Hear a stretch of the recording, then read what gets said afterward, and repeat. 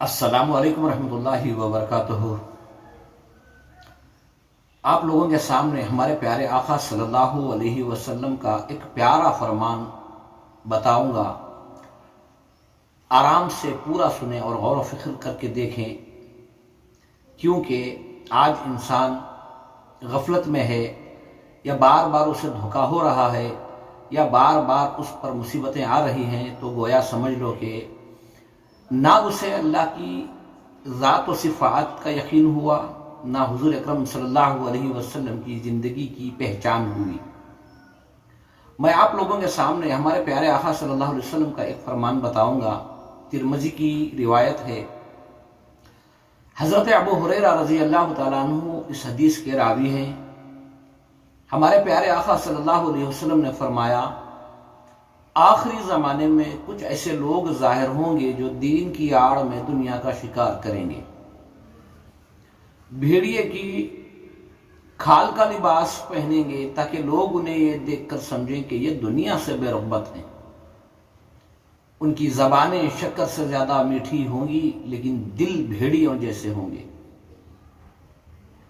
اللہ تعالیٰ فرماتا ہے، کیا ہمارے ڈھیل دینے سے یہ غافل ہو رہے ہیں؟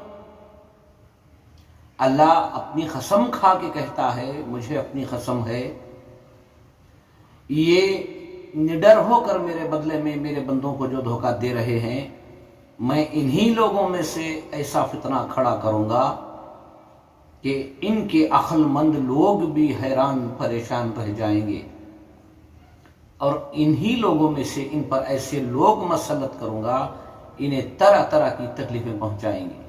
میرے بھائیوں، ہم ایسے نازک دور سے گزر رہے ہیں، یہ قیامت کا دور ہے۔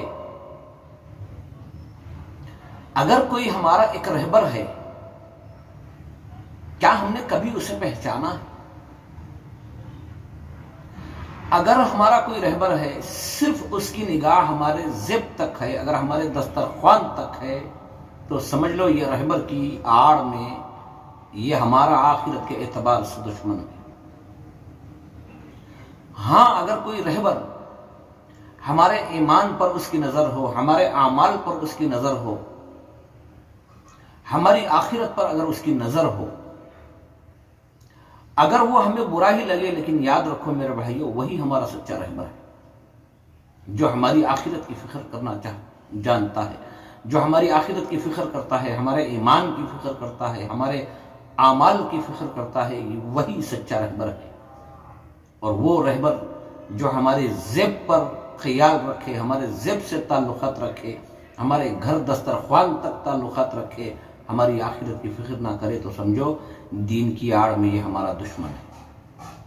میرے بھائیوں، موت، قیامت یہ سب جانتے ہیں، لیکن اس کے بعد جو زندگی ہماری، جو آخرت ہے، ہم نے اسے بھلا دیا، ہم نے اس پر غور و فکر نہیں کیا۔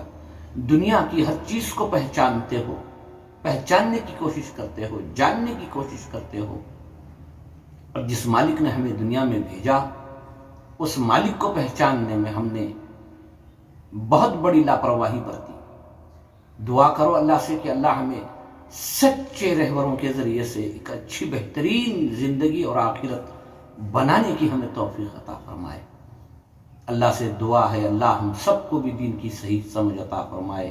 میرے بھائیوں، غور و فکر کر کے دیکھو، اچھا لگے تو میرے بھائیوں دوسروں کو بھی پہنچاؤ، تاکہ اجر و ثواب کے اعتبار سے اللہ تعالیٰ بات جو بھی حضور اکرم صلی اللہ علیہ وسلم کی تم تک پہنچ چکی ہے، تو دوسروں تک پہنچانا یہ ہماری ذمہ داری ہے، یہ اللہ کا حکم ہے۔ اللہ ہم سب کو بھی خیر کے کاموں میں حصہ لینے کی توفیق عطا فرمائے۔